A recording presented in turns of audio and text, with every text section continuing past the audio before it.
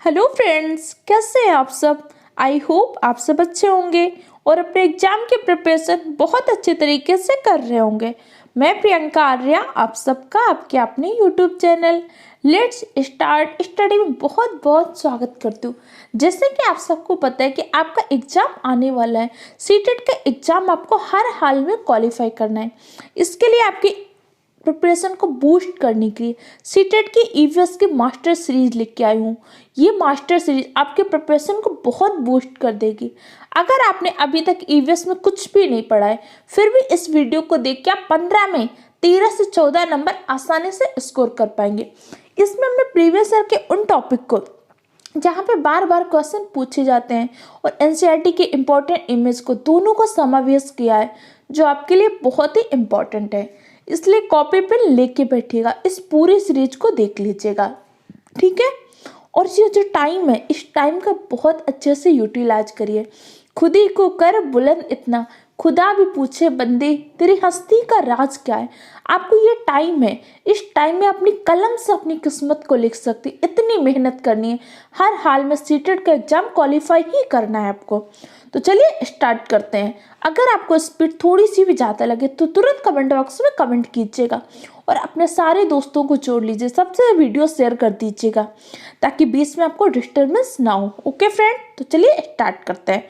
Copy pen लेके बैठिएगा, हर important points के notes बनाते जाइएगा।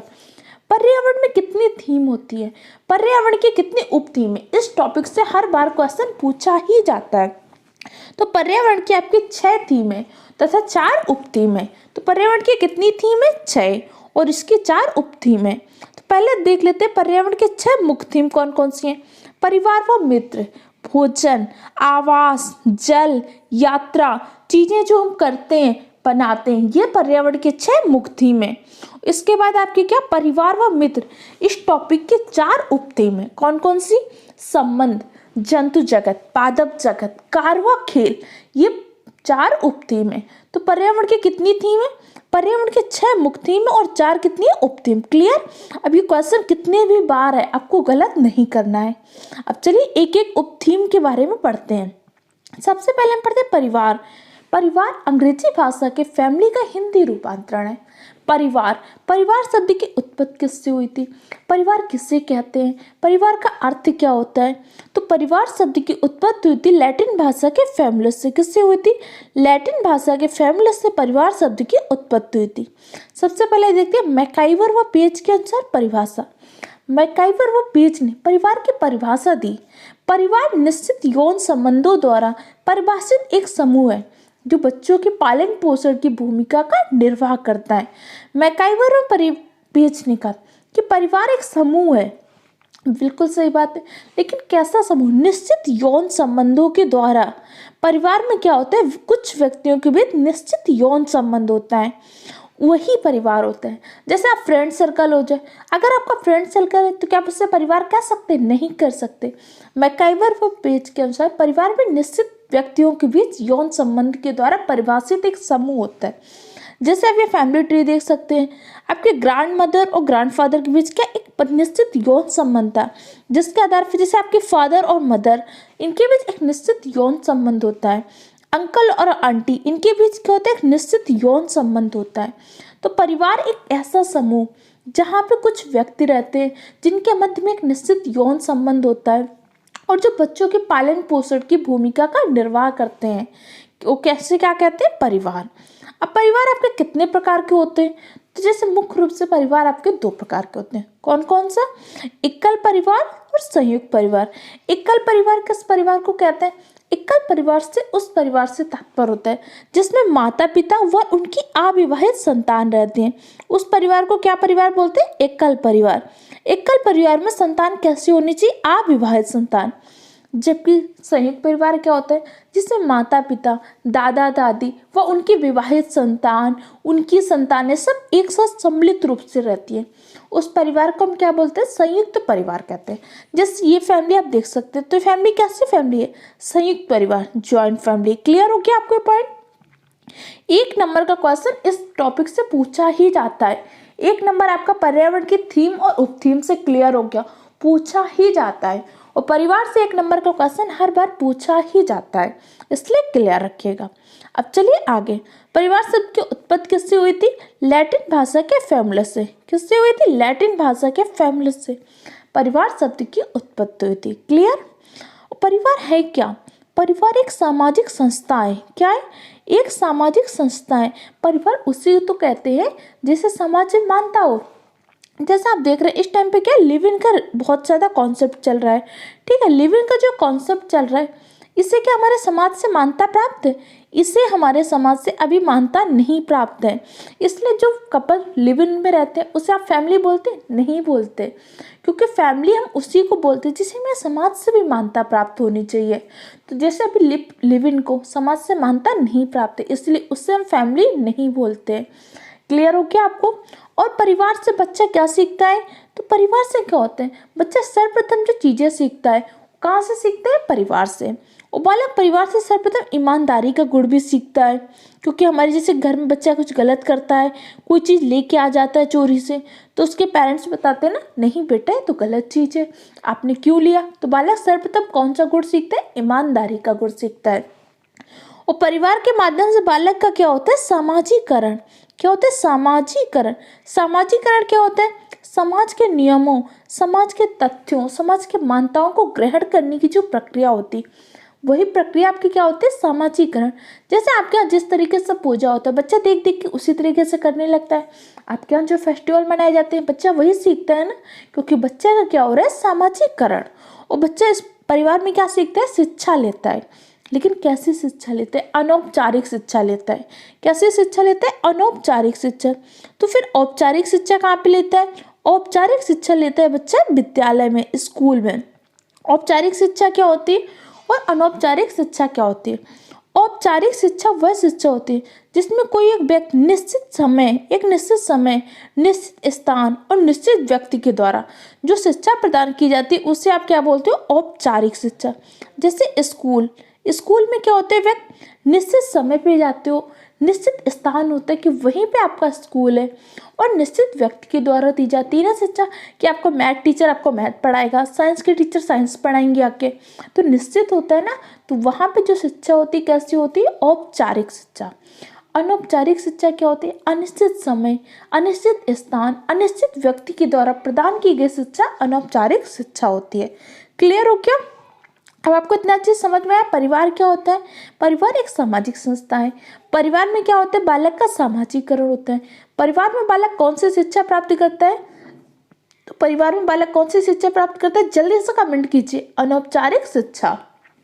और मैंने आपको क्या बताया था, जब मैंने हिंदी पेडागोजी का आपको मास्टर सीरीज दिया था, तो बच्चा मातृभाषा का अधिगम करता है कि अर्जन करता है? जल्दी से इस चीज़ को कमेंट बॉक्स में बताइए। अगर आपने अभी तक हिंदी पेडागोजी की मास्टर सीरीज को नहीं देखा तो चैनल की प्लेलिस्ट में जाइए, वहाँ से जाके उस सीरीज को देख लीजिए, क्योंकि वो सीरीज आपके लिए बहुत ही हेल्पफुल है। सीडीपी के क्वेश्चन को सॉल्व करने में भी हेल्प करेगी। इसके अलावा उस सीरीज को देख के आप 15 में 14 नंबर बहुत ही आसानी से स्कोर कर पाएंगे, क्योंकि आप देख सकते हैं हर एक चीज़ की इमेज लगा के आपको समझाई गई, वहाँ पे भी और यहाँ पे भी। इसमें कितनी मेहनत लगी है, लेकिन हर एक चीज़ आपको एक एक पॉइंट क्लियर हो जाएगा। क्योंकि कई बार क्या होता है, जो फैक्ट्स होते हैं उन्हें भूल जाते हैं, लेकिन इमेज हमारे मन में क्या होती है? याद रहती है।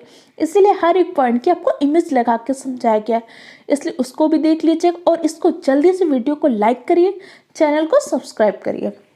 अब इतना तो समझ में आ गया। अब परिवार के कार्य, मैकआइवर व पेज ने परिवार के मुख्य रूप से 2 कार्य बताए। एक होता है आपका आवश्यक कार्य, एक होता है अनावश्यक कार्य। जैसे शिक्षा परिवार का कैसा कार्य है? आवश्यक कार्य है। पालन पोषण कैसा कार्य है? आवश्यक कार्य है। सुरक्षा, बच्चों को अपना सुरक्षित महसूस करवाना कैसा काम है? आवश्यक काम है। ये सारे काम क्या होते हैं? परिवार के होते हैं। फिर अनावश्यक कार्य में क्या आ जाएगा? जैसे उसके लिए मनोरंजन की व्यवस्था करना, जो भौतिक संसाधन होते हैं, ऐश्वर्य, बहुत अलग अलग चीज़ें, वो सारी व्यवस्थाएं करना, बहुत सारे खेल के अलग अलग सामान देना, ये सब क्या हो जाएंगे? अनावश्यक कार्य होते हैं। तो आवश्यक कार्य कौन कौन से होते हैं? शिक्षा, पालन पोषण, सुरक्षा, ये सब परिवार के आवश्यक कार्य होते हैं। क्लियर हो गया? आपको इतना पॉइंट समझ में आया? कोई भी पॉइंट नहीं समझ में तुरंत कमेंट बॉक्स में कमेंट कीजिए। अब परिवार की विशेषताएं, तो परिवार के मुख्य रूप से निम्न विशेषताएं होती। पहला, वैवाहिक संबंध होना चाहिए। किसी भी समूह को परिवार तब कहेंगे जब उसमें कम से कम 2 व्यक्तियों के मध्य वैवाहिक संबंध होना चाहिए। जैसे माता पिता के बीच क्या होता है, वैवाहिक संबंध होता है। चाचा चाची के बीच क्या होता है, वैवाहिक संबंध होता है। दादा दादी के बीच क्या होता है, वैवाहिक संबंध। तो उसी समूह को परिवार कहेंगे जिसमें क्या होता है, वैवाहिक संबंध होता है। और वंशानुगत संबंध, उसके पश्चात क्या होना चाहिए, वंशानुगत संबंध भी होना चाहिए। वंशानुगत जैसे माता पिता से उनकी संतान, तो उनके संतान का जो माता पिता के साथ संबंध है, कैसे संबंध है, वंशानुगत संबंध। दादा दादी का उनके पोता पोती के साथ जो संबंध है, कैसे संबंध, वंशानुगत संबंध है। बुआ का अपनी भतीजी के साथ जो संबंध है, कैसे संबंध है, वंशानुगत संबंध है। तो ये संबंध भी होने चाहिए। अगर 2 हस्बैंड वाइफ ही है, सिर्फ उनके संतान नहीं है, क्या आप उन्हें परिवार कहेंगे? अभी पूरी परिवार की जो परिभाषा है उसमें नहीं मानक पे आ रहे हैं। तो इसीलिए क्या होना चाहिए, वैवाहिक संबंध तो होना ही चाहिए, उसके साथ ही वंशानुगत संबंध भी होना चाहिए। और क्या होना चाहिए, सामाजिक संबंध, समाज में उनकी रिस्पेक्ट होनी चाहिए। समाज उनको क्या करे, आदर्श भाव से देखे। ऐसा ना हो जैसे लिव इन में बहुत सारे कपल रहते हैं, लेकिन हमारा समाज क्या करता है, उनको एक अच्छे भाव से देखता है, नहीं देखता है, तो वो परिवार नहीं माना जाएगा। क्लियर हो क्या? अब चलिए अगला हमारा पढ़ते हैं संबंध है। संबंध होते कितने प्रकार के हैं? तो संबंध जो रिलेशन होते हैं मुख्य रूप से 3 प्रकार के होते हैं। कौन कौन से संबंध होते हैं? एक होता है आपका संरक्त संबंध। संरक्त संबंध जिसे आप क्या बोलते हो, ब्लड रिलेशन। जैसे कहते हैं नहीं, उसके साथ तो मेरा ब्लड रिलेशन है। तो कैसा संबंध है, संरक्त संबंध। जैसे माता का अपनी संतान के साथ, पिता का अपनी संतान के साथ, भाई बहन का, दादा दादी, पोता पोती, इन सब का कैसा होता है संबंध, संरक्त संबंध, ब्लड रिलेशन होता है। दूसरा संबंध होता है वैवाहिक संबंध, जो विवाह के पश्चात जुड़ता है। जैसे पति पत्नी, पति पत्नी का संबंध कैसा संबंध हुआ, वैवाहिक संबंध हुआ। ननंद भाभी का कैसा संबंध हुआ, वैवाहिक संबंध हुआ। सास और बहू का कैसा संबंध हुआ, वैवाहिक संबंध हुआ। साला और जीजा का कैसा संबंध हुआ, वैवाहिक संबंध हुआ। क्योंकि एक विवाह होने के पश्चात यह संबंध आपस में जुड़ते हैं। और एक और संबंध होता है आपका मित्रता, फ्रेंडशिप। फ्रेंडशिप भी तो एक प्रकार का रिलेशन है ना। तो कैसा रिलेशन है, मित्रता। मित्रता भी एक प्रकार का संबंध है। अब चलिए आगे पढ़ते हैं। मित्रता, अरस्तु ने मित्रता का वर्गीकरण 3 प्रकार से किया था। बहुत ही इंपॉर्टेंट पॉइंट है। अरस्तु ने मित्रता का वर्गीकरण कितने प्रकार से किया था, 3 प्रकार से। पहला कहा इन्होंने उपयोगिता की मित्रता, दूसरी है आनंद की मित्रता, तीसरी है भलाई या अच्छी मित्रता। जिसमें अरस्तु ने भलाई की मित्रता को सर्वोत्तम मित्रता बोला था। अरस्तु ने किस मित्रता को सर्वोत्तम मित्रता बोला था, भलाई की मित्रता को सर्वोत्तम मित्रता बोला था। उपयोगिता की मित्रता का क्या होता है, जैसे आपको किसी फ्रेंड की जरूरत है, आपने उस टाइम उससे फ्रेंडशिप कर लिया। अब जब आपका काम निकल गया, आपने उससे फ्रेंडशिप भी खत्म कर दी। तो कैसे मित्रता है, उपयोगिता की मित्रता, कि आपको उसकी आवश्यकता थी तो आपने उसके साथ फ्रेंडशिप कर लिया। दूसरी क्या होती है आपकी आनंद की मित्रता। जैसे कोई ऐसा फ्रेंड सर्कल का ग्रुप होता है जहाँ पे सिर्फ आप फन के लिए, ऐसे मस्ती मजाक के लिए जुड़ जाते हैं, कि उनके साथ थोड़ा सा मस्ती वस्ती कर लिया, उसके बाद आ गए। तो क्या होता है आनंद की मित्रता, सिर्फ आप आनंद के उद्देश्य से जुड़ते हैं।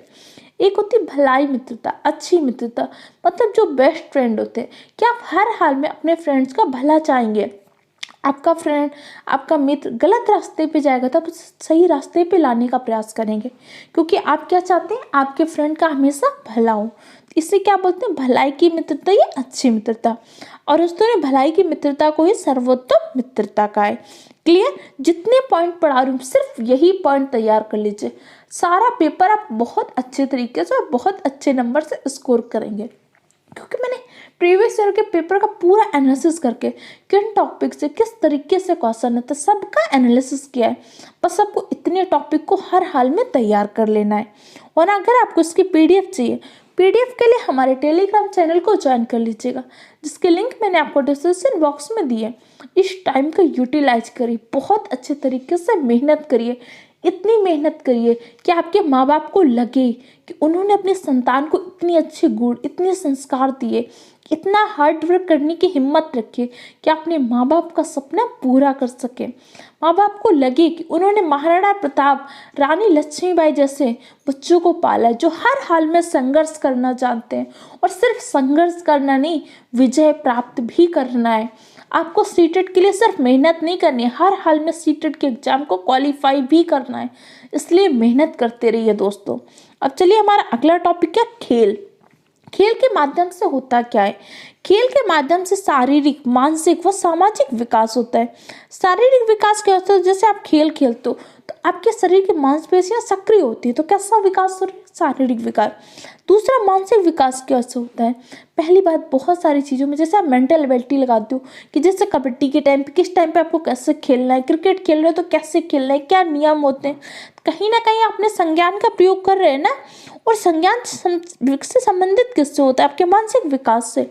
सामाजिक विकास। सामाजिक विकास कैसे होता है? जैसे आप खेल रहे होते हैं तो आपके अंदर एक समूह की भावना का विकास होता है। आप समाज में कैसे रहना है, कैसे अपने टीम मेंबर के साथ बिहेव करना है, ये सारी चीज़ें भी जो सीखते हैं तो क्या हो रहा है? सामाजिक विकास हो रहा है। इसके अलावा और भी बहुत सारे गुणों का विकास होता है। आपके अंदर वाचन कौशल का भी विकास होगा। आप आपस में बातचीत करते हैं एक दूसरे से। कई बार क्या होता है, आप हार जाते हैं फिर भी आपके मन में होता है कि नहीं, टीम हमारे लिए इम्पोर्टेंट है, टीम भावना का विकास होता है। ये सारी चीज़ें किससे विकास होती है? खेल के माध्यम से। क्लियर? अब चलिए कुछ हम प्लेयर्स के बारे में देख लेते हैं कि किसका संबंध किससे है। जैसे आपके गोपीचंद हैं, प्रकाश पादुकोण, साइना नेहवाल, पीवी सिंधु, इनका संबंध किससे है? बैडमिंटन से है। सुशील कुमार, दारा सिंह, योगेश्वर दत्त, साक्षी मलिक का संबंध किससे? कुश्ती से। विजेंद्र कुमार, मैरी कॉम का संबंध किससे? मुक्केबाजी से। अभिनव बिंद्रा, राजवर्धन सिंह राठौर, जीतू राय, हिना सिंह का संबंध है निशानेबाजी से। और कल्याण मरणेश्वरी, इसका किससे संबंध है? वेट लिफ्टिंग, भारोत्तोलन से। और इसको याद ही रख लीजिए क्योंकि यह आपको सीटेट के एनसीईआरटी के बुक में दिया हुआ है और सीटेट एग्जाम में से क्वेश्चन पूछे जा चुके हैं, इसलिए कल्याण मरणेश्वरी के बारे में याद रखिएगा। जैसे आप ये देख सकते हैं आपके एनसीईआरटी के बुक में इमेज दी हुई है। कल्याण मणेश्वरी ये कहाँ की रहने वाली है? तो आंध्र प्रदेश की रहने वाली हैं। इनके पापा पुलिस में हवलदार हैं और ये जब 12 साल की थी तभी से क्या कर रही है? वेट लिफ्टिंग कर रही हैं। और कितने किलोग्राम का वजन उठाती है? तो 130 किलोग्राम का वजन उठाती हैं। इनकी 4 बहनें हैं, चारों बहनें क्या करती हैं? वेट लिफ्टिंग करती हैं। क्लियर? इसके अलावा ये कबड्डी से याद रखिएगा, 3 बहनों की कहानी कबड्डी से। जैसे ये हुद लिखा है ना, ये क्या होता है? कबड्डी के समय जैसे हमारे यहाँ क्या होता है? कबड्डी बोला जाता है ना, उसी तरीके से यहाँ का दिया, वहाँ पे हुद करके कबड्डी बोला जाता है। ठीक, अब जैसे ये देख सकते हैं 3 बहनों की कहानी, ज्वाला, लीला और हीरा, ये तीनों बहनें कहाँ की? मुंबई की। और ये तीनों बहनें क्या करती हैं? कबड्डी खेलती हैं। क्लियर? अब चलिए अगला हम पढ़ लेते हैं जंतुओं के बारे में कि प्रमुख जंतुओं के कुछ लक्षण जो अक्सर आपके एग्जाम में पूछे गए हैं। सबसे पहले हम स्लॉथ के बारे में। स्लॉथ क्या होता है? भालू जैसा ही दिखता है और ये क्या होता है? पेड़ से उल्टा लटका रहता है और ये बहुत ही आलसी जीव होता है कि जब उस पेड़ की पूरी पत्तियां खा लेते हैं उसके पश्चात ही उस पेड़ से उतरता है। और मुख्य रूप से कहाँ पे पाए जाते हैं? दक्षिण अमेरिका में। इसकी औसत आयु कितनी होती है? लगभग 40 वर्ष होती है। क्लियर? अब चलिए हाथी के बारे में। आपके एनसीईआरटी में जो दिया हुआ है, हाथी के बच्चे को नंदू करके डिनोट किया गया है। तो पूछ सकते हैं कि एनसीईआरटी में किस नाम से डिनोट किया गया है? नंदू करके। कह रहा है कि जो हाथी होते हैं झुंड में रहते हैं, लेकिन हाथियों के झुंड की जो नेता होती कौन होती? हथनी, जो सबसे बूढ़ी हथनी होती वही हाथियों के झुंड की नेता होती है। और जब 10 से 12 हथनियाँ होती हैं और बच्चे होते हैं, और जब हाथी 14 से 15 साल तक हो जाते हैं तो उसके बाद क्या कर देते हैं? उस समूह को, उस ग्रुप को छोड़ देते हैं। कौन से? नर हाथी। नर हाथी कब उस समूह को छोड़ देते हैं? जब वो 14 से 15 साल के हो जाते हैं तो नर हाथी क्या कर देते हैं? उस समूह को छोड़ देते हैं। और हाथियों के समूह की नेता कौन होती है? जो सबसे बूढ़ी हथनी होती है, सबसे बूढ़ी मादा हथनी जो होती है वही उस समूह की नेता होती है। क्लियर हो क्या? और आपके एनसीईआरटी में किस नाम से दर्शाया गया है? नंदू नाम से। क्लियर? अब चलिए देख सकते हैं कुछ इमेज कि एक बड़ा हाथी एक दिन में 100 किलोग्राम से ज़्यादा पत्ते और झाड़ियाँ खा सकता है। कितना? ये पॉइंट याद रखिएगा, 100 किलोग्राम से अधिक पत्ते और झाड़ियाँ खा सकता है। और हाथी आपके बहुत कम आराम करते हैं, पॉइंट को याद रखिएगा। और एक दिन में कितना? केवल 2 से 4 घंटे ही सोते हैं। हाथी को पानी और कीचड़ से खेलना बहुत अच्छा लगता है कि इससे उनके शरीर को क्या मिलती है? ठंडा, क्योंकि हाथियों को लगती है बहुत ज़्यादा गर्मी। और उसके कान पंखे की तरह होते हैं और हाथी क्या करता है? अपने कान को हिलाकर हवा करता रहता है। तो किसके माध्यम से ताप पर नियंत्रित करते हैं? कान के माध्यम से। तो हाथी से रिलेटेड इंपॉर्टेंट पॉइंट याद हो गए आपको? पहला, हाथियों के समूह की नेता कौन होती है? जो मादा बूढ़ी हथनी होती है वो हाथियों के समूह की नेता होती है। और नर हाथी जब तक 14 से 15 वर्ष के नहीं हो जाते तभी तक समूह में रहते हैं। और हाथी आपके बहुत कम आराम करते हैं, केवल कितना 2 से 4 घंटे ही सोते हैं। हाथियों को गर्मी बहुत लगती है, इसके लिए क्या करते हैं? अपने कान के माध्यम से क्या करते हैं? ताप का नियंत्रित करते हैं, ताप को क्या करते हैं? कम करने की कोशिश करते हैं। इसके अलावा आपके हाथी को पानी और कीचड़ से खेलना बहुत पसंद होता है। क्लियर? और जब हाथी बहुत छोटा होता है, सिर्फ 3 महीने का, तो उस टाइम का उसका वजन कितना होता है? 200 किलोग्राम। जब हाथी का बच्चा बहुत छोटा होता है, लगभग 3 माह के हाथी का वजन कितना होता है? 200 किलोग्राम। ये इंपॉर्टेंट पॉइंट है, आपके एग्जाम में पूछे गए, याद कर लीजिएगा। क्लियर? अब हाथी के बारे में जितना भी इंपॉर्टेंट पॉइंट था आप समझ गए। अब चलिए हम पढ़ते हैं सांप के बारे में। भारत में मुख्य रूप से 4 प्रकार के जहरीले सांप पाए जाते हैं। कौन कौन से? नाग, करेत, दुबैया, अफाई। ये 4 प्रकार के जहरीले सांप जो होते हैं भारत में पाए जाते हैं। और सांप को क्या होता है? कंपन महसूस करते हैं। हमारे सांप के बाघ कान नहीं होते, उससे ध्वनि नहीं महसूस करते। सांप सिर्फ क्या करते हैं? कंपन को महसूस करते हैं। और कालबेलिया, कालबेलिया एक जनजाति है जो क्या करती है? सांपों को नचाने का काम करती है। इसके अलावा जो सांप काटने की दवा बनाते हैं सांप के जहर से, उसका जो सीरम बनता है ना, और सीरम आपके प्राथमिक स्वास्थ्य केंद्र में उपलब्ध होता है। इसको जो बनाते हैं सांप के काटने के जहर से ही सांप के काटने की दवा का निर्माण किया जाता है। कालबेलिया एक प्रकार की जनजाति है जो अपनी बेटी के शादी में तोहफे में सांप देती है। और कालबेलिया जनजाति क्या करती है? सांपों को नचाने का काम भी करती है। और कालबेलिया जनजाति अपनी बेटी के शादी में क्या करती है? गिफ्ट में सांप देती है। क्लियर? याद रखिएगा। और सांप के कितने जहर होते हैं? 2 खोखले जहर वाले दांत होते हैं। इस पॉइंट को बिल्कुल लर्न कर लीजिए। किसी किसी बुक में 4 दिया हुआ है वो जबकि गलत है। आप ये एनसीईआरटी की इमेज देख सकते हैं। सांप के 2 खोखले जहर होते हैं, उसी के माध्यम से सांप क्या करता है? जब किसी व्यक्ति को डसता है तो उसके अंदर क्या कर देता है? जहर प्रवेश कर जाते हैं। क्लियर हो क्या आपको? तो 4 प्रकार के सांप पाए जाते हैं। कौन कौन से? नाग, करेत, दुबैया और अफाई। और सांप के कितने होते हैं? 2 खोखले जहर होते हैं। इन दोनों पॉइंटों को याद रखिएगा, आपके लिए बहुत ही इंपॉर्टेंट है। अब चलिए आगे पढ़ लेते हैं। जैसे ये देख सकते हैं कालबेलिया जनजाति है, ये क्या करती है? जो अपने बीन पार्टी के बाजे बनाती है। कौन कौन से? जैसे बीन, तुम्बा, खंजरी, ढोल। तो ढोल के अलावा बाकी 3 जो होते हैं, जैसे आपका बीन होता है, तुम्बा होता है, खंजरी, इन तीनों को क्या करती है? सूखी लौकी से बनाती है। तो सूखी लौकी से कौन सा वाद्य यंत्र बनाया जाता है? तो आपका बीन, तुम्बा और खंजरी, इसको किससे बनाया जाता है? सूखी लौकी से। क्लियर हो क्या? तो सांप से रिलेटेड जितने में इंपॉर्टेंट पॉइंट थे याद हो गए। अब जैसे केचुआ, केचुआ को क्या बोलते हैं? किसान का मित्र बोलते हैं। इसके अलावा सांप, सांप को भी क्या करते हैं? किसान का मित्र बोलते हैं। क्यों बोलते हैं? क्योंकि सांप क्या करता है? बहुत सारे चूहों को खा लेते हैं और चूहे क्या कर देते हैं? फसलों को नष्ट कर देते हैं। इसलिए क्या होता है? सांप को किसान का मित्र बोलते हैं। और केचुआ, केचुआ भी क्या करते हैं? खाद के उसमें जो वर्मी खाद बनती है, कंपोस्ट खाद, उसमें क्या करते हैं? इसकी महत्वपूर्ण भूमिका होती है। इसीलिए सांप और केचुआ को किसान का मित्र बोला जाता है। अब उर्वरक क्या होता है? उर्वरक एक प्रकार के रासायनिक पदार्थ हैं जो मृदा में पोषक तत्वों को बनाए रखने में सहायक होते हैं। क्या करते हैं? मृदा में जो पोषक तत्व होते हैं उनको बनाए रखने में सहायक होते हैं। उर्वरक के अधिक प्रयोग से क्या हो जाता है? मृदा की गुणवत्ता समाप्त हो जाती है। जैसे कई बार बहुत ज़्यादा अगर आप यूज कर ले उसका, तो उससे क्या हो जाता है? मृदा की गुणवत्ता समाप्त हो जाती है। अब चलिए जैसे देख सकते हैं, जो देहरी गांव, भास्कर भाई की जो बाड़ी है देहरी गांव में, उसके बारे में इंपॉर्टेंट पॉइंट सीख लीजिए। पहला क्या होता है? क्रोटन एक पौधा होता है। क्रोटन पौधा क्या करता है? स्वयं बताने में सक्षम होता है कि उसे कब जल की आवश्यकता है। इसीलिए क्रोटन पौधा को एक सहायक पादप बोलते हैं। क्योंकि किसान क्या करते थे? क्रोटन पौधा को किसी फसल के साथ बोते हैं, क्योंकि क्या होता है? यह स्वयं बताने में सक्षम होते हैं कि इसे जल की कब आवश्यकता है। इसके अलावा क्या होता है? केचुए, केचुओं के माध्यम से क्या होता है? खाद का निर्माण किया जाता है। इसलिए केचुए को क्या बोलते हैं? किसान का मित्र बोलते हैं। क्लियर हो क्या? उर्वरता बनाए रखने के लिए हम क्या करते हैं? फसल चक्रण प्रणाली को अपनाया जाता है। फसल चक्रण प्रणाली क्या होती है? जैसे कई बार आप ऐसे फसल बोते हैं, जैसे एक की फसल बोते रहेंगे तो उसमें क्या हो जाएगा? उस फसल की उर्वरता समाप्त हो जाती है। जैसे दलहनी फसल होती है, दलहनी फसलों में क्या होता है? नाइट्रोजन स्थिरीकरण होता है।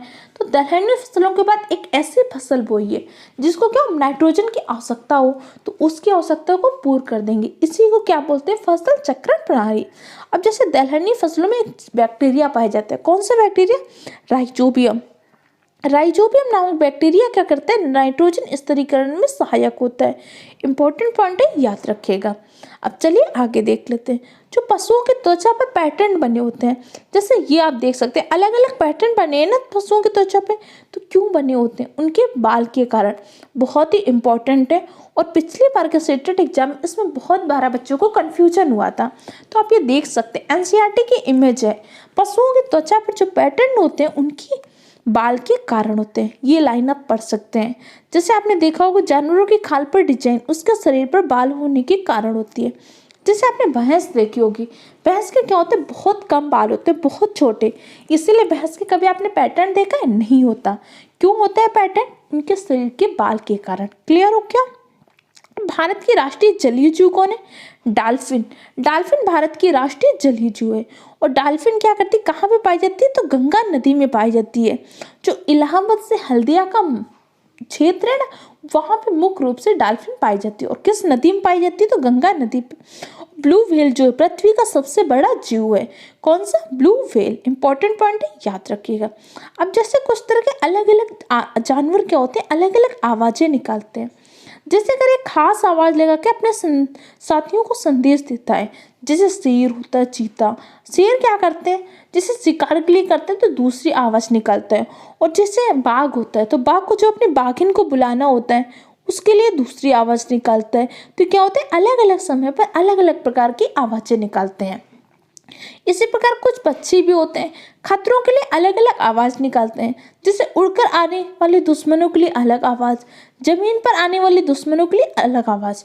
और मछलियां भी क्या करती हैं, बिजली तरंगों के माध्यम से एक दूसरे को चेतावनी देती हैं। ये देख सकते हैं, जैसे मछलियों को कोई खतरा है तो क्या करती हैं, बिजली तरंगों के माध्यम से एक दूसरे को चेतावनी देती हैं। अब जैसे कुछ जानवर तूफान या भूकंप आने से पहले अजीब हरकत करने लगते हैं। जैसे आपको पता है दिसंबर 2004 में जो सुनामी से कुछ समय पहले जानवरों के अजीब व्यवहार और उनके द्वारा दी गई चेतावनी भरी आवाजों को अंडमान की खास आदिवासी जनजाति समझ गई थी। इस कारण क्या हुआ, तो बहुत ज्यादा जो जनमान की हानि नहीं हो पाई थी, क्योंकि वो लोग क्या करे गए थे, उस क्षेत्र को छोड़कर चले गए थे। इस पॉइंट को याद रखिएगा। और डॉल्फिन भी क्या करती है, आपकी अलग अलग प्रकार की आवाज निकालती है। इसलिए डॉल्फिन को क्या बोलते हैं, बातूनी मछली भी बोलते हैं। किसको बोलते हैं, डॉल्फिन को, क्योंकि ये क्या करती है, अलग अलग प्रकार की आवाजें निकालती रहती है। इसके अलावा एक चीज और याद रखिएगा, जैसे आपको पता होता है कि सर्दियों के टाइम आपको छिपकली दिखना बहुत बंद हो जाती है, एकदम दिखती ही नहीं है। क्यों, क्योंकि सर्दियों के टाइम क्या होता है, शीत निद्रा में चली जाती हैं। याद रखिए। जैसे आपका रेशम पालन होता है, रेशम पालन किसके अंतर्गत करते हैं, सेरीकल्चर। सेरीकल्चर के अंतर्गत रेशम पालन का अध्ययन करते हैं, रेशम पालन किया जाता है। और रेशम पालन के लिए जो रेशम का कीट होते हैं, किस पादप में इसके कीट का पालन करते हैं, तो शहतूत के पादप में। किसमें, शहतूत के पादप में रेशम के कीट का पालन करते हैं। इसके अलावा रेशम के कीड़ा की खासियत होती है, रेशम का कीड़ा अपनी मादा को उसके गंध से कई किलोमीटर दूर से पहचान लेता है। ये बहुत ही इंपॉर्टेंट पॉइंट है। ऐसा कौन सा कीट होता है जो अपनी मादा को उसकी गंध से कई किलोमीटर दूर से पहचान लेता है, रेशम का कीड़ा क्या करता है, अपनी जो फीमेल होती है उसको कई किलोमीटर दूर होती है तब भी उसके स्मेल से पहचान जाता है। क्लियर। इसके अलावा कुछ और इम्पोर्टेंट पॉइंट, जैसे आपने कभी चींटियों को देखा है, चींटियां हमेशा एक लाइन पे ही चलती रहती हैं। क्यों, चींटियां लाइन पे चलती रहती हैं क्योंकि अपने पीछे क्या करती हैं, एक विशेष प्रकार की गंध को छोड़ती हैं, जिसकी दूसरी चींटियां क्या करती हैं, अनुसरण करती हैं। इसके अलावा और याद रखिएगा, चींटियां जब काट लेती हैं तो किस एसिड का श्रावण करती हैं, जब चींटियां काट लेती हैं तो फॉर्मिक एसिड का श्रावण करती है। किसका करती है, फॉर्मिक एसिड का। क्लियर हो गया। अब आपको पता है कुछ जैसे मच्छर होते हैं, अब मच्छर को आपको कैसे पता चल जाता है, जैसे आप सो रहे होते हैं तो मच्छर आपको बार बार काटते हैं। कैसे, आपके शरीर की गंध, खासकर आपके पैरों के तलवों की जो गर्मी होती है उसके माध्यम से मच्छर आपको ढूंढ लेता है। क्लियर हो गया, समझ में आया। बहुत ही इंपॉर्टेंट पॉइंट है आपके लिए हर एक, कि रेशम का कीड़ा और जैसे चींटी होती है तो एक ही लाइन का कैसे अनुसरण करती है, मच्छर आपको कैसे ढूंढ लेते हैं, तो आपके तलवों की गर्मी से ढूंढ लेते हैं। और जैसे आपने ये इमेज देखी होगी, जैसे कुत्ता होता है तो कुत्ता क्या करता है, अपने मल मूत्र की गंध से महसूस कर पाते हैं कि यहाँ पे कोई दूसरा कुत्ता तो नहीं आ गया, ये उसका क्षेत्र है कि नहीं। तो किसके माध्यम से, अपने मल मूत्र की गंध के माध्यम से। इसी प्रकार शेर भी अपने मल मूत्र की गंध के माध्यम से उस क्षेत्र को बारे में जान पाता है। क्लियर हो गया। अब चलिए हम पढ़ लेते हैं मधुमक्खी पालन। तो मधुमक्खी पालन के बारे में आपके इसमें जो एनसीईआरटी में है, अनीता जी के बारे में दिया हुआ है कि एक स्टार जिससे चमकते सितारे करके अनीता के बारे में दिया हुआ है। इन्होंने क्या किया था, मधुमक्खी पालन प्रारंभ किया था। चलिए कुछ इंपॉर्टेंट पॉइंट याद कर लीजिए। जैसे हम मधुमक्खी पालन करते हैं तो हमको किस किस चीज की प्राप्ति होती है। एक तो आपको शहद प्राप्त होता है, दूसरा क्या होता है, मोम। शहद व मोम की प्राप्ति होती है मधुमक्खी पालन से। मधुमक्खी पालन का उपयुक्त समय क्या होता है, नवंबर से लेकर फरवरी तक का जो माह होता है ये मधुमक्खी पालन के लिए उपयुक्त समय होता है। और मधुमक्खी जब पालन होता है तो मधुमक्खियाँ क्या होती है, आपस में डिवाइड होती है। कुछ आपकी रानी मधुमक्खी होती है, रानी मधुमक्खी का काम होता है वो अंडे देना।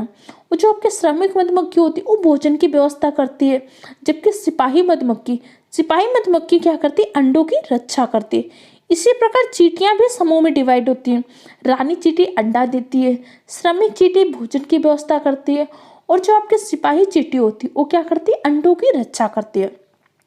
और लीची का फूल जो होता है मधुमक्खियों का सर्वाधिक प्रिय फूल होता है। और लीची का फूल खिलता है कब है, फरवरी के माह में खिलता है। क्लियर हो गया। तो मधुमक्खियों की तरह क्या होती है, चींटियां भी आपकी मिलजुल कर रहती हैं। जैसे मैंने आपको क्या बताया, रानी मधुमक्खी क्या करती है, अंडे देती है। सिपाही मधुमक्खी क्या करती है, अंडों की रक्षा करती है। इसके अलावा जो श्रमिक मधुमक्खी होती है भोजन की व्यवस्था करती है। चींटियां भी रहती है समूह में।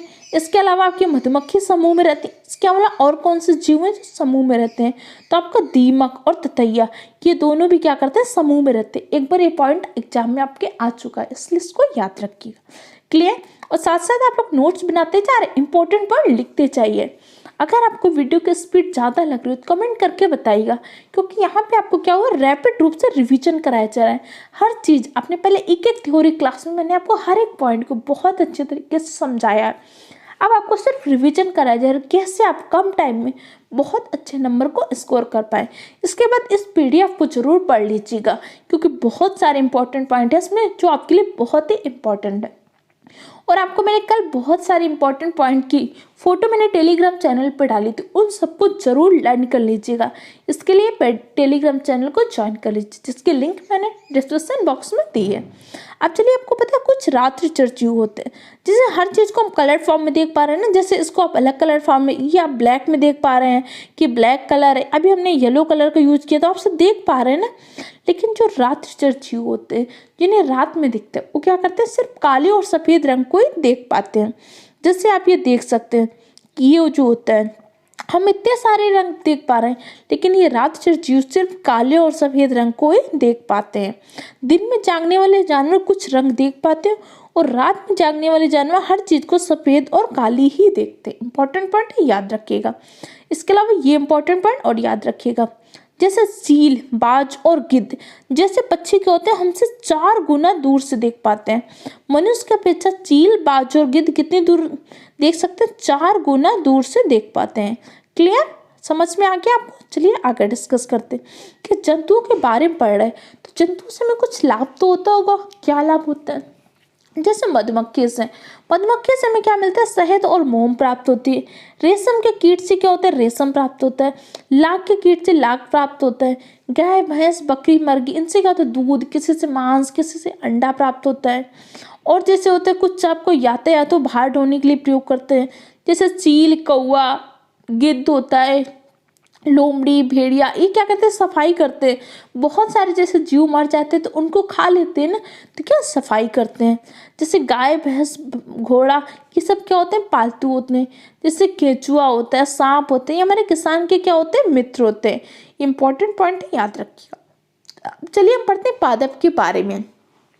जंतुओं से रिलेटेड जो भी इंपॉर्टेंट पॉइंट थे हमने डिस्कस कर लिया। पादप में सबसे पहले हम पढ़ते हैं निफेंथिस के बारे में।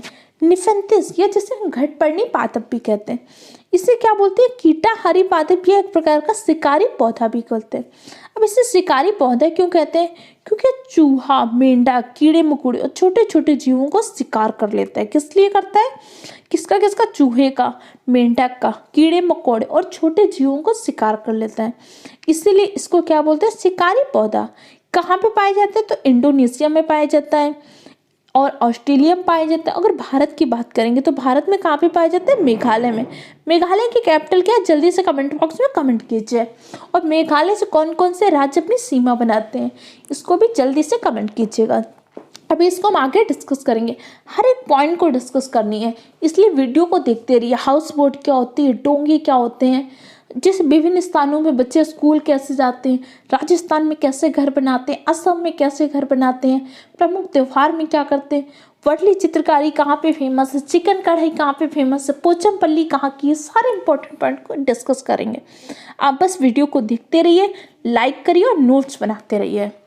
क्लियर हो गया? इसका आकार कैसा होता है? लंबी घड़ी जैसा होता है, जिसके ऊपर एक पत्ती का ढक्कन लगा होता है, जिससे आप ये देख सकते हैं।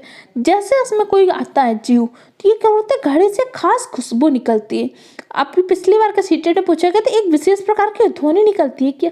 गलत, विशेष प्रकार की ध्वनि नहीं निकलती, विशेष प्रकार की खुशबू निकलती है। और जैसे के कारण कीड़े क्या होते हैं, इसके पास चले जाते हैं, और जैसे ही पौधे के ऊपर पहुंचते हैं, कीड़े इसमें क्या होते हैं, फंस जाते हैं। इसी से क्या करता है, शिकार कर लेता है।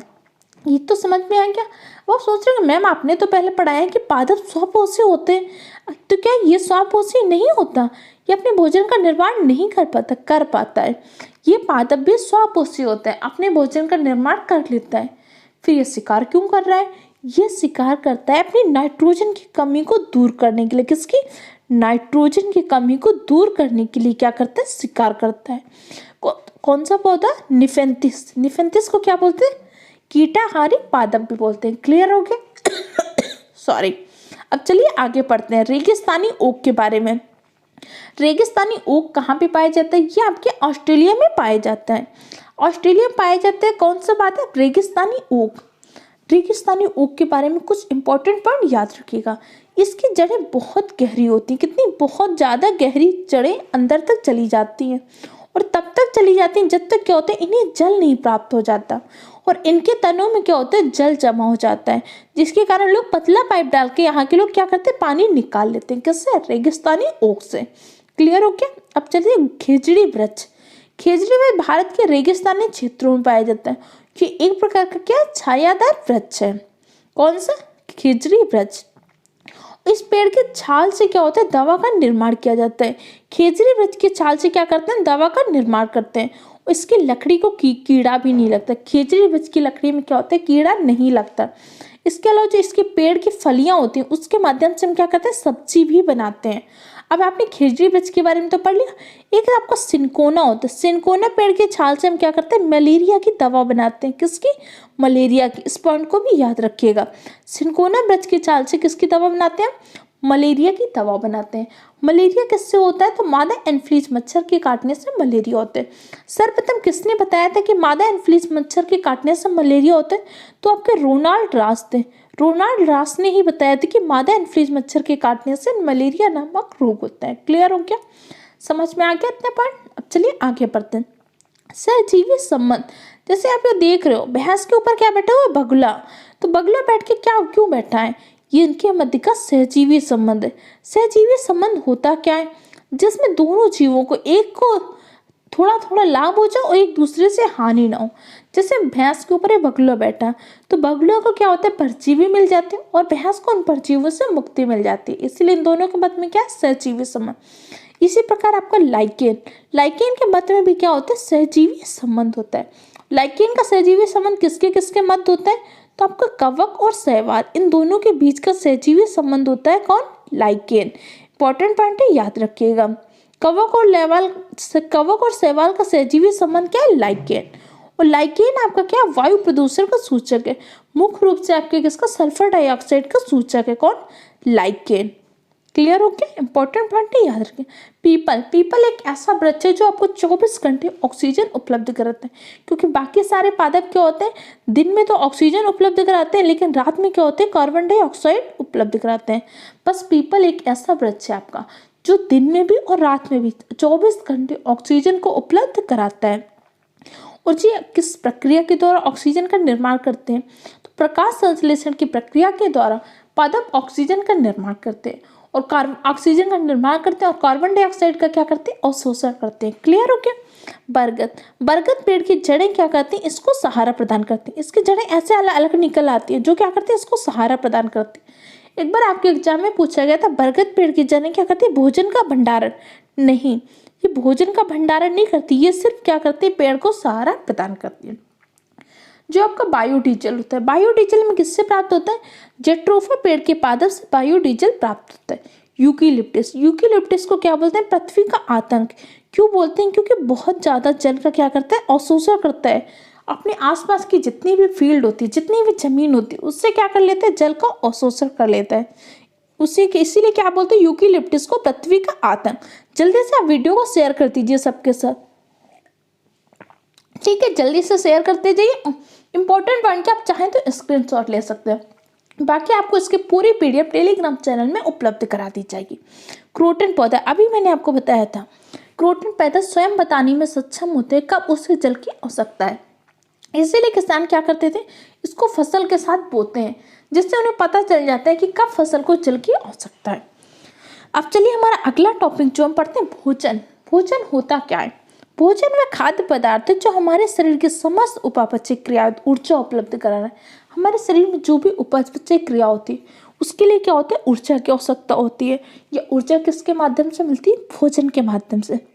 भोजन के कुछ स्रोत होते हैं, कौन कौन से, कुछ पादप स्रोत होंगे, कुछ जंतु स्रोत। जैसे क्या होते हैं, दाल, सब्जी, अनाज, किससे हम प्राप्त करते हैं, पादपों से प्राप्त करते हैं। अब जंतु स्रोत में क्या होता है, जैसे दूध, दही, अंडा, ये सारी चीज़ें क्या होती हैं, आपके जंतु स्रोत होते हैं। जैसे ये इंपॉर्टेंट पॉइंट है, याद रखिएगा। जैसे आपका आलू है, प्याज, अदरक, लहसुन, ये सब क्या तना है, क्या है, ये सारी चीज़ें तना है। जबकि गाजर, मूली, चुकंदर, ये सब क्या जड़ है। इसी प्रकार जैसे गोभी होता है, पालक होता है, सरसों, ये सब चीज़ें क्या बीज। अब जैसे यहाँ पे एक इंपॉर्टेंट पॉइंट, जैसे भिंडी क्या है, फल है कि सब्जी है, तो भिंडी आपका एक प्रकार का फल है। फल किसे कहते हैं, जिसमें बीज होता है। तो जिस भी पादप में बीज होता है, जिस भी चीज में, वो क्या होता है, आपका फल होता है। अब यहाँ पे आप पढ़ लीजिएगा कि कौन सी चीज कहाँ से आई है। जैसे कई बार आपके एग्जाम में इस तरह से पूछते हैं कि जैसे मिर्च, मिर्च आपकी कहाँ से आई है, दक्षिण अमेरिका से आई हुई है। इसके वजह से भिंडी अफ्रीका की है, कॉफी अफ्रीका से आई हुई है। गोभी, मटर कहाँ से आए हुए हैं, यूरोप से आए हुए हैं। चीन से क्या आया हुआ है, सोयाबीन आया हुआ है। ऐसे इंपॉर्टेंट पॉइंट इनको याद कर लीजिएगा, कई बार आपके एग्जाम में इस तरह से पूछे जा सकते हैं। क्लियर। अब इसके अलावा जैसे पादप के कौन कौन से आपने देखा, हमने तना भी खाया, जड़ भी खा रहे हैं, पत्तियां भी खा रहे हैं, और हम पादप के फूल भी खाते हैं। कौन कौन से फूल, जैसे उत्तर प्रदेश में, उत्तर प्रदेश की लड़कियों के लिए उसे कचनार के फूलों की सब्जी बहुत पसंद है। तो कचनार के फूल की सब्जी कहाँ बनाते हैं, उत्तर प्रदेश में बनाते हैं। और इसके अलावा केले फूल के फूल की सब्जी कहाँ पे बनाते हैं, केरल में। केरल में क्या होता है, जो केले होते हैं इसके फूल की सब्जी बनाते हैं। इसके अलावा महाराष्ट्र में सहजन की जो फली होती हैं, सहजन के फूल के पकौड़े कहाँ पे बनाते हैं, महाराष्ट्र में। इंपॉर्टेंट पॉइंट है, याद रख लीजिएगा। इसके अलावा क्या होता है, फूलों के माध्यम से क्या होता है, जैसे इत्र होता है, इत्र हम किसके माध्यम से बनाते हैं, फूलों के माध्यम से। कन्नौज, कन्नौज का हमको क्या बोलते हैं, कन्नौज को इत्र नगरी बोला जाता है। और कन्नौज आपके कहाँ पे स्थित है, यूपी में स्थित है। क्लियर। यूपी में कहाँ, कन्नौज, कन्नौज को क्या बोलते हैं, इत्र नगरी। क्लियर हो गया। अभी कुछ जैसे मसाले हैं, आपके एग्जाम में इस तरह से पूछा जा सकता है, जैसे कील जैसे दिखती हूँ, एक काली हूँ, चॉकलेटी भूरे रंग की हूँ, क्या है, आपकी लौंग है। इस तरह से इन सबको आप पढ़ लीजिएगा, आपके एग्जाम के लिए इम्पॉर्टेंट है। अब चलिए कुछ प्रमुख भोजन, जैसे एक बार आपके एग्जाम में पूछा गया था कहाँ के लोग सांप खाते हैं, तो हांगकांग। कह रहा है कि ये लड़की कह रही कि लीचन, मैं हांगकांग में रहती हूँ और मुझे और मेरी माँ को सांप खाना बहुत पसंद है। और सांप की वहाँ की एक डिश होती है लिंग्यूफेन, और लिंग्यूफेन किससे बनती है, सांप से। तो लिंग्यूफेन कहाँ की डिश है, हांगकांग की डिश है। किससे बनती है, सांप से। इसके अलावा कह रही लड़की कश्मीर में, मैं कश्मीर में रहती हूँ और मुझे सरसों के तेल में बनी मछली बहुत पसंद है। सरसों के तेल में बनाई जाती है मछली, कहाँ पे, कश्मीर में। और गोवा में, गोवा में क्या होता है, नारियल के तेल में समुद्र की मछली बनाते हैं। सरसों के तेल में मछली कहाँ पे बनाते हैं, आपके कश्मीर में। जबकि नारियल के तेल में मछली बनाते हैं आपके गोवा में। अब ये बच्चा कह रहा है कि मैं तो केरल में रहता हूँ, और केरल में दो चीज़, एक तो पहली क्या होती है, नारियल, और दूसरी टेपियोको बहुत ज़्यादा केरल में पाया जाता है। और ये कह रहे हैं दोनों मुझे बहुत पसंद है। ठीक है। और भोजन की विविधता है कि सरसों के तेल में बनी हुई मछली कहाँ पे, जम्मू कश्मीर में। इसके अलावा जैसे गोवा में क्या होता है, नारियल के तेल में पकी हुई मछली खाते हैं। सांप कहाँ पे खाते हैं? हांगकांग में। हांगकांग की कौन सी डिश है? लिंग्यूफोन। क्लियर? इंपॉर्टेंट पॉइंट है, याद रखिएगा। एक और ये पॉइंट याद रखिएगा, कश्मीर में लोग रोटियां घर पे नहीं बनाते। वो लोग रोटियां क्या करते हैं? बेकरी से खरीदते हैं। कहाँ से? दुकान या बेकरी से खरीदते हैं। कौन? कश्मीरी लोग। वो लोग क्या करते हैं? दाल सब्जी बना लेते हैं, लेकिन रोटियां नहीं बनाते हैं। क्लियर? अब आप चलिए पक्षियों के बारे में कुछ इंपॉर्टेंट पॉइंट डिस्कस कर लेते हैं। जैसे कल्चरी चिड़िया क्या करती है? पत्थरों के बीच में अपना घोंसला बनाती है। बीवर बर्ड, ये डाल पर लटकता हुआ, ऐसे क्या होता है? लटकता हुआ घोंसला बनाती है। मैंने आपको टेलीग्राम में इनकी इमेज दी हुई है। फाख्ता पक्षी झाड़ियों के मध्य में अपना घोंसला बनाते हैं। चील, सबसे ऊंचे पेड़ पर घोंसला बनाती है चील, लेकिन पेड़ के सबसे ऊंची डाल पर घोंसला कौन बनाते हैं? कौवा। इन दोनों पॉइंटों में कंफ्यूजन मत रखिएगा।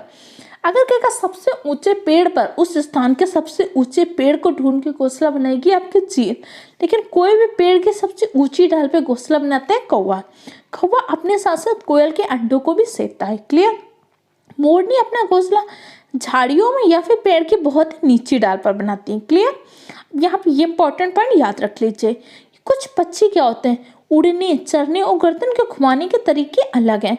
जैसे मैना झटके से अपनी गर्दन को आगे पीछे करती है।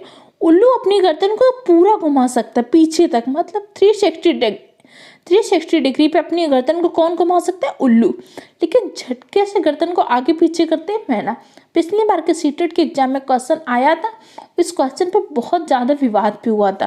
आप देख सकते हैं जो भी एनसीईआरटी में दिया होता है वही को क्या होता है? आपका बोर्ड मानता है, इसलिए देख सकते हैं मैना झटके से अपनी गर्दन पीछे करती है, जबकि उल्लू 360 मतलब पूरी गर्दन को घुमा पाता है। क्लियर? और कुछ पक्षी ऐसे भी होते हैं जो हमारी नकल करते रहते हैं। जैसे बहुत सारे पक्षी, जैसे आपका क्या होता है? तोता आपकी आवाज को क्या करते हैं? नकल करता रहता है। पक्षियों के पंख में अलग अलग रंगों के डिजाइन होते हैं।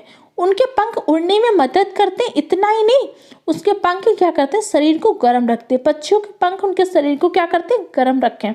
और समय समय पर पक्षियों के पुराने पंख झड़ जाते हैं और नए पंख आते हैं। क्लियर हो गया? अब ये पक्षियों की आंखों से संबंधित इंपॉर्टेंट पॉइंट देख लीजिए। पक्षियों की आंखें क्या होती हैं? उनके सिर के दोनों तरफ होते हैं, और पक्षी क्या करते हैं? एक समय पर दो अलग अलग चीजों पर नजर डाल सकते हैं, मतलब देख सकते हैं। क्यों? क्योंकि इनकी आंखों की पुतलियां घूम नहीं पाती हैं। पक्षियों की आंखों की पुतलियां क्या होती है? घूम नहीं पाती, इसलिए अक्सर क्या करते हैं? अपनी गर्दन को हिलाते रहते हैं, घुमा कर आसपास के देखते हैं। जैसे हमारी क्या होती है? आंख की पुतलियां घूम जाती हैं, जबकि पक्षियों की आंख की पुतलियां क्या होती हैं? घूम नहीं पाती हैं। क्लियर हो क्या? आपको समझ में आया? अब चलिए आवाज के बारे में पढ़ लेते हैं कि विभिन्न प्रकार के आवाज कैसे होते हैं। जैसे कह रहे हैं कि टोलियों में बच्चों ने सभी अपने अपने तरह के अलग अलग प्रकार के आवाज बताए, और उसके बाद उन्होंने डल झील में घूमने गए। डल झील कहाँ पे? जल्दी से आंसर में कमेंट बॉक्स में कीजिए। डल झील आपके जम्मू कश्मीर में स्थित है। वहाँ पे हमने क्या किया? एक हाउस बोट लिया, और इसके बाद वहाँ पे हमने क्या किया? कहवा पिया। तो कहवा कहाँ पे पिया जाता है? जम्मू कश्मीर में। 2 पॉइंट याद रखिएगा। कहवा कहाँ पे पिया जाता है? जम्मू कश्मीर में। और डल झील कहाँ पे? जम्मू कश्मीर में है। इसके अलावा हाउस बोट कहाँ पे चलती है? जम्मू कश्मीर में। क्लियर?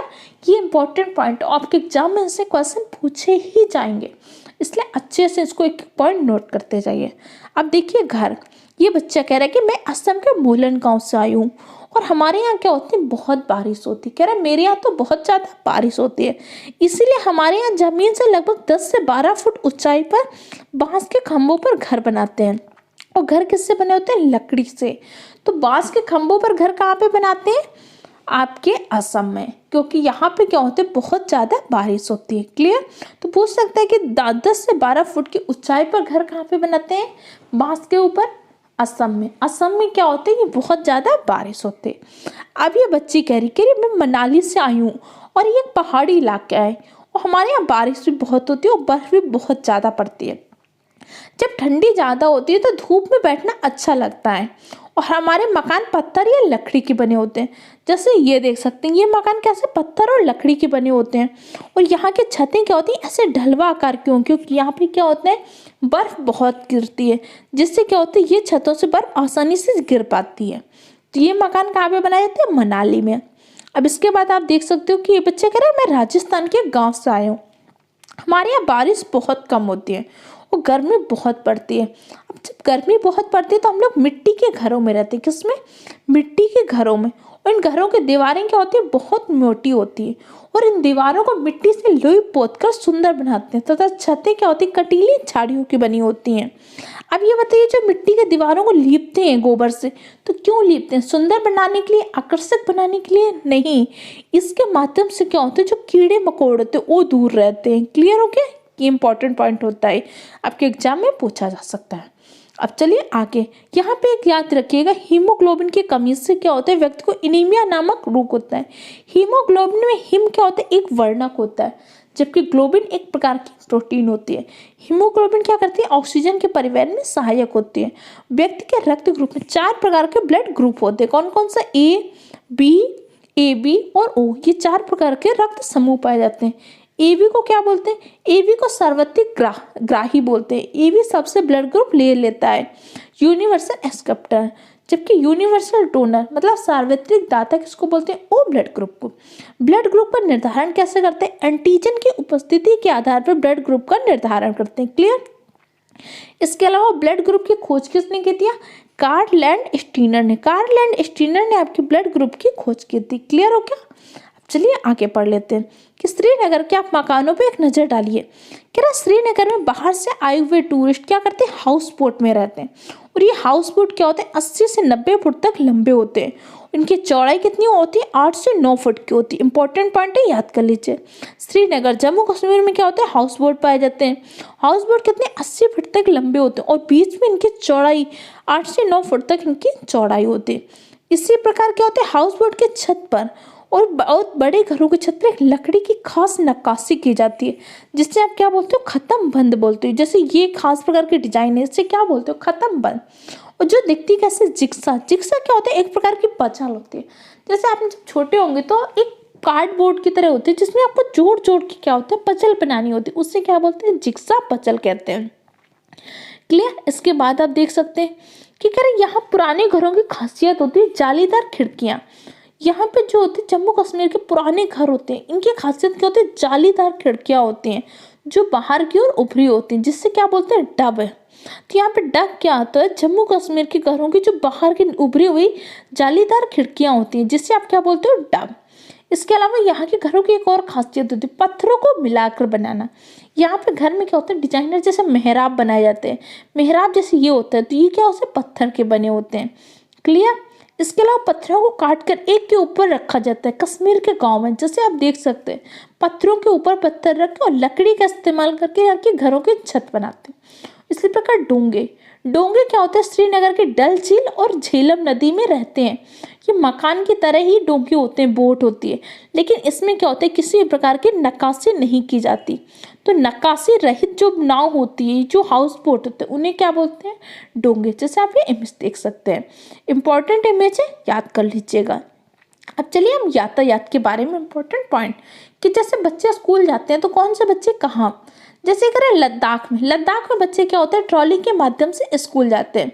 और बहुत जगह जो समतल स्थान होते हैं वहाँ पे बच्चे क्या होते हैं? सीमेंट के बने हुए पुल से स्कूल जाते हैं। वहाँ पे पुल कैसे बने होते हैं? सीमेंट के बने होते हैं। इसके अलावा आपके जैसे क्या होता है कि वल्लम एक प्रकार की छोटी नाव होती है। कहाँ पे चलती है? लकड़ी की बनी एक नाव होती है केरल में। तो वल्लम से स्कूल कौन जाते हैं? बच्चे, छोटे बच्चे। कहाँ के? केरल के। और बांस का, असम में क्या होते हैं? बांस के बने हुए पुल होते हैं। जैसे अभी आपने पढ़ा था, वहाँ पे घर कैसे बनाते हैं? बांस के ऊपर। तो असम में बच्चे बांस के पुल के ऊपर से घर जाते हैं। याद रखिएगा, वल्लम कहाँ का होता है? और फैनी क्या होता है? एक प्रकार की छोटी नाव होती है। क्लियर हो गया? अब चलिए हम जल टॉपिक को डिस्कस कर लेते हैं। जल टॉपिक में क्या होता है? दड़की माई तरुण भारत नामक संस्था है। ये क्या करती है? जल की जो समस्या है उसको दूर करने का प्रयास करती है, जिसमें दड़की माई ने बहुत ज़्यादा मदद की थी। दड़की माई के प्रयासों से तरुण भारत संघ नामक संस्था है जो जहाँ पे जल नहीं होता वहाँ के दूर करने का प्रयास करती है। क्लियर हो गया? अब चलिए आगे देख लेते हैं। कह रहा है कि जैसे जमीन से खजाना, तो जैसे में पेट्रोलियम प्राप्त होता है, तो पेट्रोलियम को क्या बोलते हैं? काला सोना। किसके माध्यम से प्राप्त होते हैं? जमीन से। इसके अलावा और कौन कौन सी चीज़ें प्राप्त होती हैं? जब इसी पेट्रोलियम को हम क्या करते हैं? रिफाइनरी में रिफाइन करते हैं, तो इसके माध्यम से हमें kerosene, diesel, petrol, engine oil और एलपीजी, मोम, कोल तार और ग्रीस, ये सारी चीज़ें हम क्या होते हैं पेट्रोलियम से प्राप्त होती हैं। और प्लास्टिक और पेंट बनाने में भी इसका प्रयोग करते हैं। इंपॉर्टेंट पॉइंट है, याद रखिएगा कि kerosene oil, diesel, petrol, engine oil, LPG, मोम, कोल तार, ग्रीस, ये सारी चीज़ें में पेट्रोलियम के माध्यम से प्राप्त होती हैं। मधुबनी चित्रकला, मधुबनी चित्रकला कहाँ पे, बिहार के मिथिलांचल में बहुत फेमस है। इसमें क्या होता है, चावल का पेस्ट बनाते हैं, ठीक है। इस चावल के पेस्ट में प्राकृतिक रंगों को प्रयोग करके इस तरह से पेंटिंग बनाते हैं। कौन सी पेंटिंग है, मधुबनी पेंटिंग है। जैसे आपकी वर्ली चित्रकारी कहाँ पे फेमस है, महाराष्ट्र में। चिकन कढ़ाई उत्तर प्रदेश के लखनऊ में प्रसिद्ध है। इत्र नगरी किसको बोलते हैं, कन्नौज को। कन्नौज कहाँ पे, यूपी में स्थित है। पीतल नगरी मुरादाबाद को कहते हैं। पटोला बुनाई गुजरात में प्रसिद्ध है। पोचमपल्ली कढ़ाई आंध्र प्रदेश में। इंपॉर्टेंट है, जो मैंने हाईलाइट कर दिया आपके लिए बहुत ही इंपॉर्टेंट है। पोचमपल्ली कढ़ाई कहाँ पे, आंध्र प्रदेश में। अब ये क्या हो गया, पोचमपल्ली जिला तेलंगाना में चला गया, बट जब इसका बंटवारा हुआ है तब ये कहाँ पे चला गया, तेलंगाना में। क्लियर। इसके अलावा लकड़ी पर की गई नक्काशी उत्तर प्रदेश के सहारनपुर की प्रसिद्ध है। जैसे आपने खत्म बंद भी क्या होता है, लकड़ी पे की गई एक प्रकार की नक्काशी होती है। इसी प्रकार नक्काशी के लिए कौन प्रसिद्ध है, यूपी का सहारनपुर। मधुबनी चित्रकारी बिहार के मिथिलांचल में प्रसिद्ध है। क्लियर हो गया। अब चलिए कुछ त्योहार, जैसे बैसाखी कहाँ पर मनाते हैं, पंजाब में। दुर्गा पूजा पश्चिम बंगाल में। रथ यात्रा आपके उड़ीसा में निकाली जाती है। ये पश्मीना साल से रिलेटेड क्वेश्चन आपके एग्जाम में पूछे जाते हैं। चांगपा जनजाति होती है। चांगपा जनजाति क्या करती है, पश्मीना बकरियों का पालन करती है, जिसके माध्यम से क्या होता है, पश्मीना शाल का निर्माण किया जाता है। एक पश्मीना शाल में क्या होता है, लगभग 6 स्वेटरों के बराबर गर्मी होती है। कितनी, लगभग 6 स्वेटरों के बराबर गर्मी होती है। और ये जो पश्मीना बकरियां होती है, पहाड़ी बकरियों की एक खास नस्ल है, जो लगभग 5000 मीटर की ऊंचाई पर रहती है। और यहाँ पर तुम्हारा क्या होता है, -40 डिग्री सेंटीग्रेड तक चला जाता है। कितना, -40 डिग्री सेंटीग्रेड तक। इसलिए क्या होता है, इनके बाल क्या होते हैं, बहुत पतले होते हैं। इस पश्मीना शाल को हाथ की बुनाई के माध्यम से तैयार करते हैं। अगर इसके कितने टाइम लगेगा, ये कह रहे हैं कि जो पश्मीना शॉल होती है उसको हाथ की बुनाई करके बनाते हैं। और पश्मीना शाल साधारण शॉल से लगभग 6 गुना ज़्यादा गर्म होती है। और एक प्रकार की जनजाति, कौन सी जनजाति, चांगपा जनजाति। चांगपा जनजाति इस बकरियों को पालन करती है। कौन सी बकरियों को, पश्मीना बकरियों को पालन करती है। पश्मीना बकरियों के खाल से क्या होता है, आपको पश्मीना शॉल का निर्माण करते हैं। क्लियर हो गया। अब चलिए आगे देख लेते हैं। आगे आप पढ़ लेते हैं। चलिए इंपॉर्टेंट पॉइंट, जैसे अबू धाबी में क्या होता है, केवल खजूर के पेड़। एक आपको अबू धाबी की यात्रा करके एनसीईआरटी में इंपॉर्टेंट पॉइंट दिया गया। यहाँ पे कैसे होता है, सिर्फ खजूर के पेड़ पाए जाते हैं, क्योंकि सिर्फ खजूर के पेड़ के लिए ही यहाँ पे उपयुक्त जलवायु होती है कि यहाँ पे सिर्फ खजूर के पेड़ उग पाते हैं। क्लियर हो गया। अब आप चलिए रेल टिकट में देख लीजिए क्या क्या दिया होता है। रेल नंबर आपका दिया होता है, सफ़र शुरू करने की तारीख, बर्थ और डिब्बे का नंबर, किराया, दूरी। इसमें यात्री का नाम नहीं दिया होता, ये पॉइंट याद रखिएगा। जो रेल टिकट होती है इसमें आपके यात्री का नाम नहीं दिया होता है। तो इस तरह से जो सीटेड में ईवीएस के कुछ इंपॉर्टेंट टॉपिक थे, जहाँ से हर बार में क्वेश्चन पूछे ही जाते हैं, उनको मैंने डिस्कस कर लिया। एक आपका बचा है जो आपका स्टेट का मैप होता है, जो राज्यों के बारे में, पूरे इंडिया का मैप, कौन सी राज्य किसके साथ सीमा जोड़ता है, कौन से किसका पड़ोसी राज्य, उसको हम एक अलग वीडियो में डिस्कस कर लेंगे। इस चैप्टर को पूरा देख लीजिएगा, इंपॉर्टेंट पॉइंट्स के नोट्स बना लीजिए। पीडीएफ के लिए टेलीग्राम चैनल को ज्वाइन कर लीजिए, जिसके लिंक मैंने अपने डिस्क्रिप्शन बॉक्स में दी है। अगर आपको वीडियो हेल्पफुल लगा है, चैनल को सब्सक्राइब कीजिए, वीडियो को लाइक कीजिए और अपने दूसरे फ्रेंड के साथ शेयर कीजिए। Okay friend, thank you for the watching my video.